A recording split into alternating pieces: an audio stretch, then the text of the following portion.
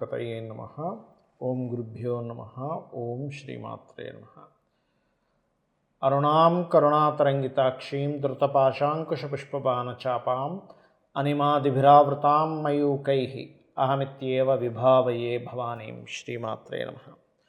ప్రేక్షకులకి ఆ లలితాంబిక అమ్మవారి యొక్క అనుగ్రహం పరిపూర్ణంగా కలగాలని మనస్ఫూర్తిగా కోరుకుంటూ మనం ఈరోజు కుజగ్రహం యొక్క మార్పు సెప్టెంబర్ 13వ తేదీ నుంచి అక్టోబర్ 28వ తేదీ వరకు ఉంటుంది. సెప్టెంబర్ 13 నైట్ 9:20 ప్రాంతంలో కన్యారాశి నుంచి కుజుడు తులారాశిలోకి మారుతున్నాడు.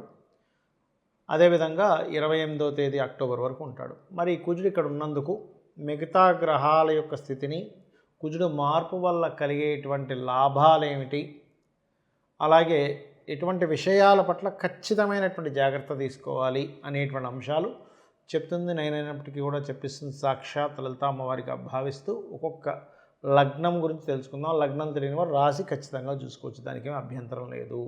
మీనం వారికి కనుక చూసుకున్నట్లయితే పర్టికులర్గా కుజుడు అష్టమంలోకి వస్తున్నాడు. ఎన్ని రోజులు సప్తమంలో ఉన్నాడు, లగ్నంలో శని ఉన్నాడు, సప్తమంలో కుజుడు ఉన్నాడు కదా. కొంత ఇది వివాహ సంబంధించిన విషయంలో డిస్ప్యూట్స్ క్రియేట్ చేస్తున్నాను అనుకున్నాం కదా. ఇది ఎప్పుడైతే కుజుడు కొంచెం సప్తమం నుంచి మారుతున్నాడో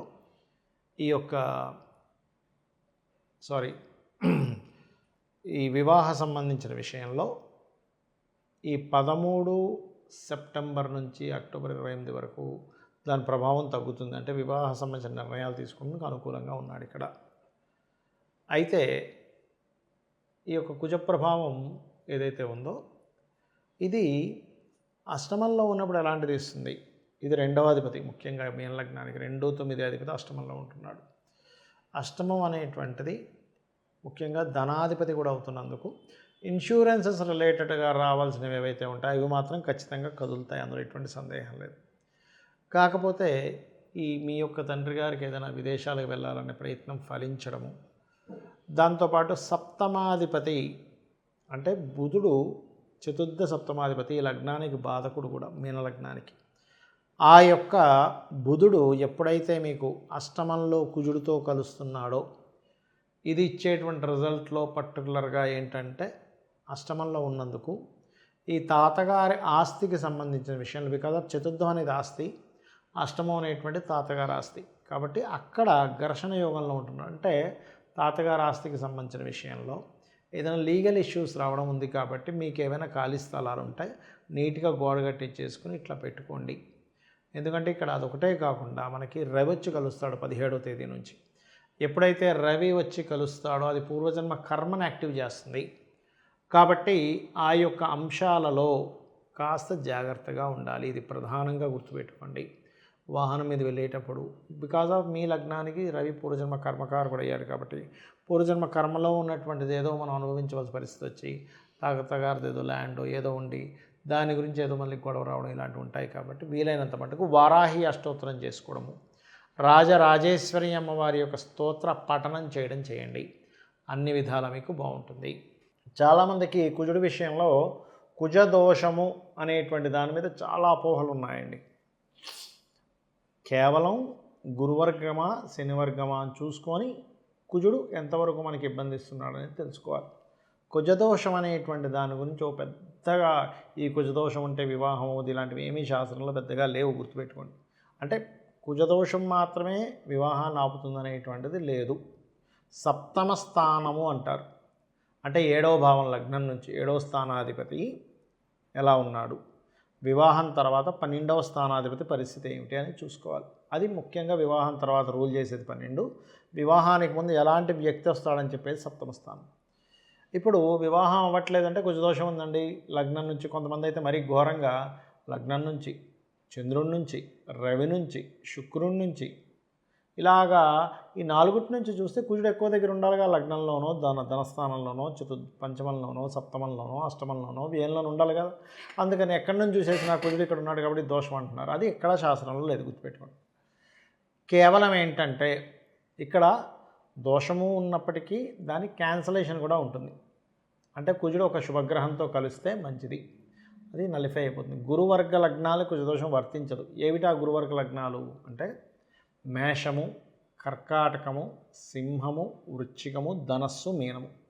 ఈ లగ్నాలకి కుజుడు శుభుడు అవుతాడు. సర్వే త్రికోణ నేతారో గ్రహాః శుభఫలప్రదాః అనే ఆ యొక్క శ్లోకాధారంగా త్రికోణాధిపతులు అంటే ఎవరు? లగ్న పంచమ భాగ్యాధిపతులు కాబట్టి సర్వే త్రికోణ నేతారో అంటే త్రికోణాధిపతులు ఎవరైనా సరే ఆ యొక్క లగ్నం నుంచి కానీ భావం నుంచి కానీ శుభ ఫలితాలు ఇస్తారు కాబట్టి వాళ్ళు పాపులు అవ్వరు. సో ఈ లగ్నానికి పాపులు అవ్వరు.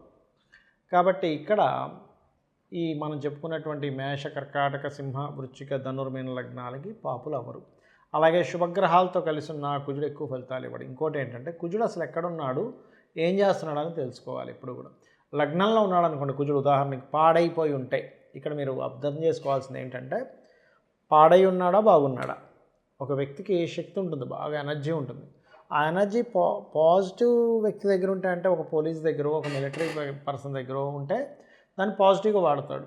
అలా కాకుండా అల్లరి చిల్లరగా ఇష్టం వచ్చినట్టు కోపం వచ్చినప్పుడు ఇంట్లో వాళ్ళని కొట్టేసి అందరినీ కొట్టేసుకుంటూ ఉండే వ్యక్తి దగ్గర ఉన్నదనుకోండి, పిచ్చోడి దగ్గర ఉందనుకోండి బలం, అదేమవుతుంది? మంచిది కాదు. అలాగే ఇక్కడ ఏంటంటే లగ్నంలో కుజుడు పాడైతే అప్పుడు లగ్నాన్ని పాడు చేస్తాడు. అంటే యాక్సిడెంట్స్ అవ్వడము, మనిషి వీక్ అయిపోవడము, బాడీలో ఎప్పుడు ఏదో ఒక పెయిన్స్తో అనుభవించడం జరుగుతుంటుంది.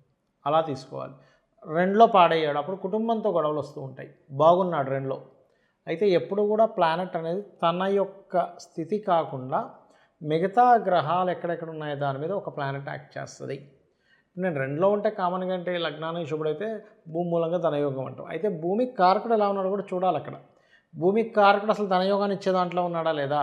సో ఒక ప్లానెట్ ఇంకో ప్లానెట్తో కనెక్టివిటీలో ఉంటుంది. ఎప్పుడు కూడా ఒక ప్లానెట్ మిగతా 8 ప్లానెట్స్ యొక్క సంచారాన్ని బట్టి ఆ ప్లానెట్ ఇస్తుందండి రిజల్ట్. ఎప్పుడు కూడా 3లో ఉన్నాడు పరాక్రమ యోగం, అంటే మంచి ధైర్యాన్ని ఇస్తాడు. 4లో ఉన్నాడు గృహయోగం, భూయోగం అంటాం. అయితే ఆ లగ్నానికి పాప అయితే మాత్రం ఇవ్వడు, శుభుడైతే ఇస్తాడు. అక్కడ అది పట్టుకోవాలి. ఇప్పుడు 4వ అధిపతి కుజుడే 2లో ఉన్నాడు, ఆ లగ్నానికి శుభుడు అనుకోండి, అప్పుడు ఇస్తాడు యోగాన్ని. అలా కాకుండా మీరు పాపైనా శుభుడైనా ఒకే రిజల్ట్ చెప్పడానికి లేదు. ఇప్పుడు 2 వ్యక్తులు పార్టిసిపేట్ చేశారు, ఇద్దరిలో ఒకరు గెలిస్తే ప్రతిసారి అవతల పర్సన్ గెలిచినప్పుడు మనం గెలిచినట్టు అవ్వదు కదా. మనం గెలిస్తేనే మన టీంలో వాళ్ళు గెలిస్తే మనం గెలిచినట్టు ఎలా అవుతుందో, లగ్నానికి శుభులు అయ్యారా పాపులు అయ్యారా, లగ్నానికి వ్యతిరేక ఫలితాలు ఇచ్చే పర్సన్గా మారాడా కుజుడు అక్కడ, మన ఈ లగ్నానికి శుభత్వం ఇచ్చేటువంటి దానిలో ఉన్నాడా తెలుసుకోగలగాలి.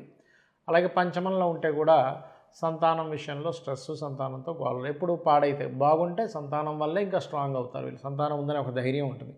6లో కుజుడు ఉన్నప్పుడు ఎవరికైనా వాళ్ళతో శత్రుత్వం పెట్టుకోకూడదని చెప్తుంది శాస్త్రం. ఎందుకంటే శత్రు నాశనం అవుతుంది 6లో కుజుడు. అయితే ఇక్కడ 2 రకాలు మళ్ళీ అక్కడ స్ట్రాంగ్గా బాగుంటే అది వేరు, కాంపిటీషన్స్లో అట్లాంటి వాటిల్లో రాణిస్తారు.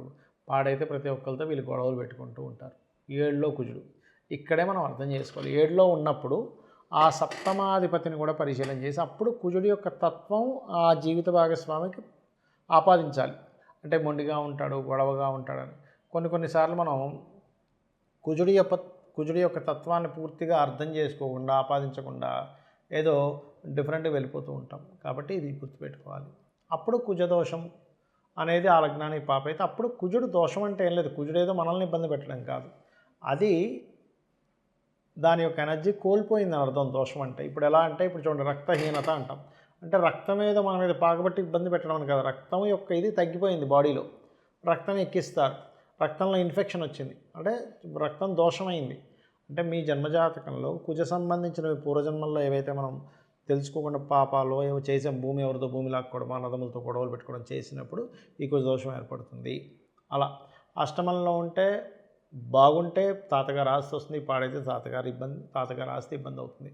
9లో ఉంటే మనకి మంచి స్ట్రిక్ట్గా ఉండేటువంటి తండ్రి ఉంటాడు, పాడైతే తండ్రి ద్వారా ఇబ్బంది పడుతూ ఉంటారు, లాంగ్ జర్నీస్ ద్వారా ఇబ్బంది పడుతూ ఉంటారు. 10లో ఉంటే బాగున్నాడు అనుకోండి, 10లో ఎగ్జాల్టెడ్ ప్లేస్ కుజుడికి. ఉదాహరణకి మేషలగ్నం ఉంది, మేషలగ్నానికి దశమంలో మకరంలో కుజుడు ఉచ్చారు.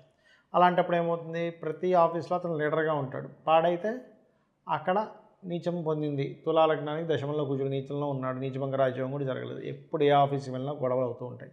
11లో ఉంటే వ్యాపారాల్లో భూ సంబంధించిన వ్యాపారాల లాభం, పాడైతే భూ సంబంధించిన వ్యాపారాల ద్వారానే నష్టం. 12లో కనుక ఉన్నట్లయితే విపరీతమైన ఖర్చులు, కానీ బాగుంటే హోమాలకి, యజ్ఞాలకి లాంటి ధార్మికమైన విషయాలు ఖర్చు పెడతాడు. ఈ రకంగా చూసుకోవాలి. అదే కాకుండా మీ జన్మజాతకంలో పర్టికులర్గా అసలు ఏ దశ నడుస్తుంది, కుజుడు పాడయ్యాడంటే కుజుడు పాడైపోయిన దశ నడుస్తుందా లేదా, బాగున్నా అంటే బాగున్న దశ నడుస్తుందా లేదా అనేటువంటిది క్లీన్గా అబ్జర్వ్ చేసుకొని మీరు తెలుసుకోవాలి. శ్రీమాత్రే నమః.